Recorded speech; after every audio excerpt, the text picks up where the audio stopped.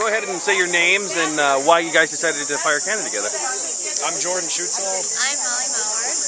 And we decided to make New Ulm kind of our destination wedding, and we knew that there was a lot going on, and as there typically is in this town. And when we found out about this, my Uncle Jim, who lives here, sent a postcard and jokingly said, "Here's your wedding gift."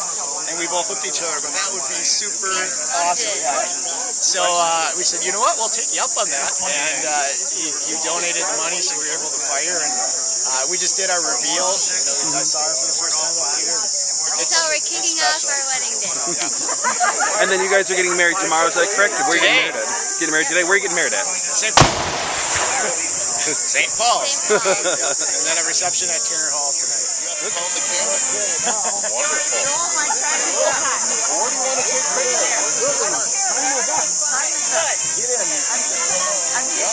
It's going to cost you more than $5, I'll tell you that.